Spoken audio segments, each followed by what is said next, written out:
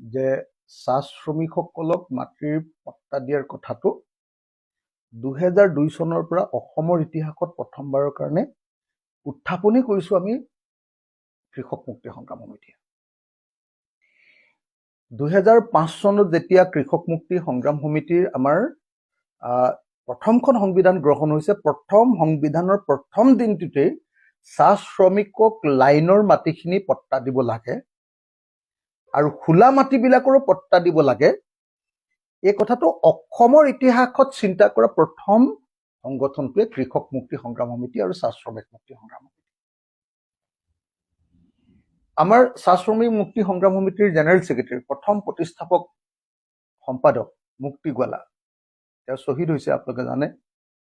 মুক্তি গোৱালা আৰু মই, আমি দুজনেই অসমৰ ইতিহাসত প্ৰথমবাৰৰ কাৰণে চাহ শ্ৰমিকক বাগানৰ লাইনৰ মাটিখিনি দি দিব লাগে বুলি প্ৰথম উত্থাপন কৰিছো। আৰু বিধানসভাতো আপোনালোকে সকলোৱে দেখিছিলে যে মই যিটো কথা কৈছিলো, মই কৈছিলো যে চাহ শ্ৰমিকক মাটিৰ পট্টাখিনি সঁচাকে দি দিব লাগে লাইনৰ, কিন্তু লাইনৰ মাটিৰ পট্টাখিনিয়ে নহয়, লগতে আৰু দুটা কাম কৰিব লাগে। চাহ বাগানৰ মাজত থকা যিটো দ মাটি, হোলা মাটি, য'ত ধান খেতি কৰে চাহ শ্ৰমিকসকলে, সেই মাটিখিনিৰ পট্টা চাহ শ্ৰমিকসকলক দিব লাগে। আৰু চাহ বাগানৰ পৰা গৈ ওচৰে পাজৰে যিখিনি মাটিত অসমৰ চাহ শ্ৰমিকসকলে বসবাস কৰে বা প্ৰাক্তন চাহ শ্ৰমিকসকলে বসবাস কৰে, সেই মাটিখিনিও দিয়াৰ ব্যৱস্থা কৰিব লাগে। লগতে এইটো কথাও কৈছিলো যে চাহ শ্ৰমিকসকলৰ দৈনিক মজুৰি 2016 চনত 351 টকা কৰিম বুলি বিজেপি চৰকাৰে কৈছিলে। 2016 চনত কৈছিলে আৰু ছমাহৰ ভিতৰত কৰিম বুলি কৈছিলে 351 টকা। সেই হিচাপত আজিৰ দিনটোত এজন চাহ শ্ৰমিকৰ দৰমহা অতি কমেও 700 টকা হ'বগে লাগিছিল, কিন্তু আজিৰ দিনটোত এজন চাহ শ্ৰমিকৰ মজুৰি কেৱল আৰু কেৱল 250 টকা, তাকো মাহটোৰ 4টা দেওবাৰে তেওঁলোকে মজুৰি নাপায়।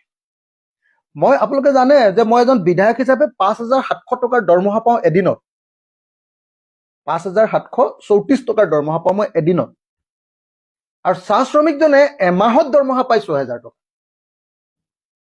মাত্ৰ মোতকে 3,000 টকা মানহে,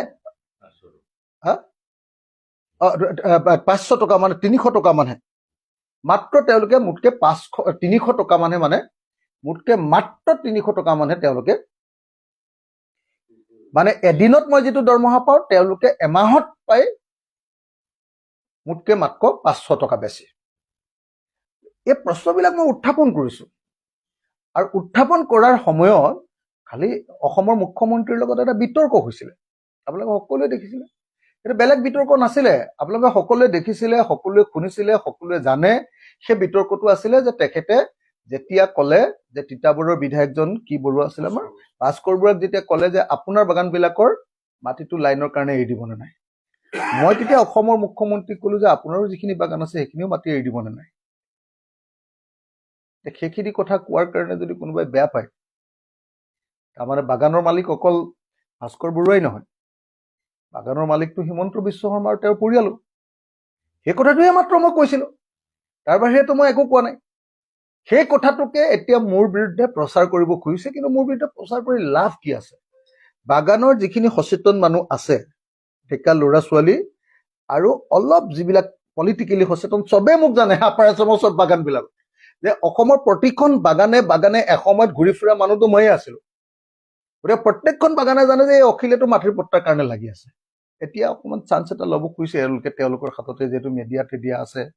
আজিকালি কি কয় আপোনাৰ এইটো চাহ শ্ৰমিক, কি কয় এইটো আপোনাৰ চাহ শ্ৰমিক সংঘ তেওঁলোকৰ যিটো আছে, ACMS আৰু বেলেগ বেলেগ সংগঠনবিলাক যিহেতু তেওঁলোকৰ হাতত আছে, এতিয়া মোৰ বিৰুদ্ধে এটা অপপ্ৰচাৰ চলাব খুজিছে। কিন্তু মই এইবিলাক অপপ্ৰচাৰ কেতিয়াও ভুলো যোৱা নাই, ভয়ো কৰা নাই কেতিয়াও।